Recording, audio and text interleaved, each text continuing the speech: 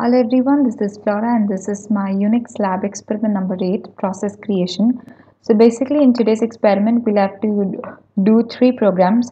First one is to create a process A, that would be the parent process, and a child process to process A, that is process B. And process A would take the inputs as seconds and process B will calculate it as hours, seconds and minutes. So in this experiment I have used the fork command. The fork command is used so that we can create another new process from an existing process. So the existing process will behave as the parent process and the new process would behave as a child process. So in this experiment I have already have a process A which is created on the beginning of the program, and then I have used the fork command to create the child process, and in process A I have asked the user to enter the seconds, and in process B I have returned the values in form of hours, minutes and seconds.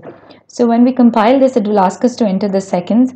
Suppose if we give a 9000 seconds, then you see the process ID for process A is 9651, and process B, which is a child process, has a process ID of that of A and the child ID which is different from A, and it converts these given seconds to hours, minutes and seconds. In the next experiment we have process A, and then we have two processes, process B and process C. Both are child process to process A. So in process A we'll be inputting the character, process B will reverse the string and display, and process C will check if it's a palindrome or not. So if we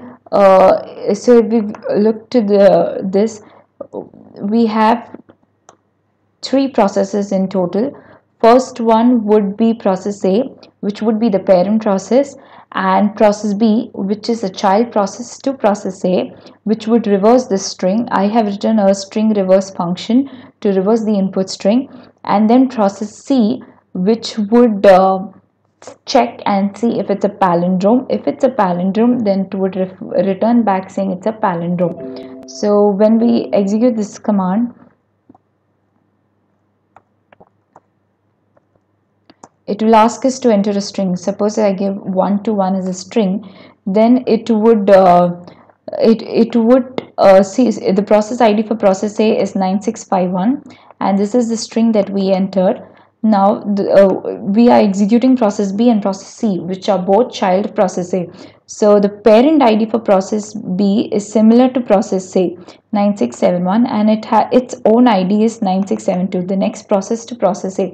If suppose there are multiple users using the system, then the number of process ID will differ for child ID, but the parent ID would be same. Now for process C, similarly for process C, and if it's a palindrome, then it would return as a palindrome, and the reverse string is printed, which is similar to 1 to 1. The next experiment is to create a process A and then two processes, process B and process C, which are child processes to process A. Then we have another process D, which is a child process for process B, and process E and process F, which are child processes for process C. So when we execute this command, when we execute this program, it will ask us, so basically we have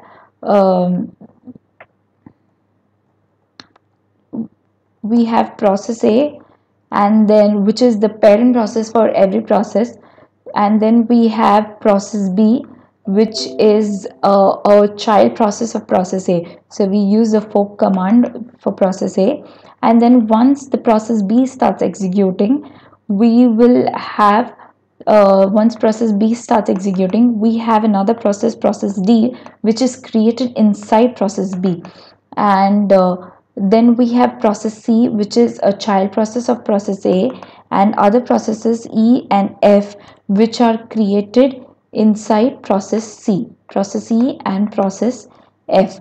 We'll be using the kill command to stop the execution of the process. Basically, when we have process A and we use the fork command, all that is there below the fork command will be copied to another process, that is process B. Then once process B is executed, if it encounters another fork command, all the same process is copied to process C. So process B also has process C. So if we use the kill command, it will stop the process and the other process will not be executed. So when we compile this and execute it, it will ask us to enter a number. Suppose for number 5, we perform the basic activities. So it is the process ID for process A is 9737, and then for process B, this parent process is 9737 because A is the parent of B, and the child process, that is the process B ID, is 9738. Then we have calculated the factorial of the number. Then for process D, if you see, there is no sequential execution of program. If we use the wait and the sleep command, there would be a sequence flow of command, but because the processor executes simultaneously the processes, that's why there's a fluctuation. Now if you see for process C, the parent ID for process C is that of process A, therefore process A is the parent of process C. Process C as its own ID is 9739. Now for process D, the parent ID is 9738, which is equal to the process B because process D was created using process B. So process B is the parent ID of process D, and then it prints all the Fibonacci series that were executed in process D. For process E, the parent ID is 9739. That is similar to process C because E was forked through process C. So E is parent ID is process C and its own ID is 9741.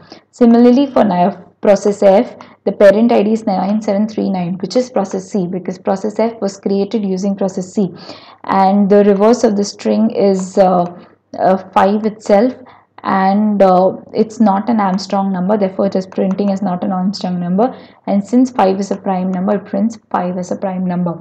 So this is all for execution of process creation for experiment number 8. Thank you.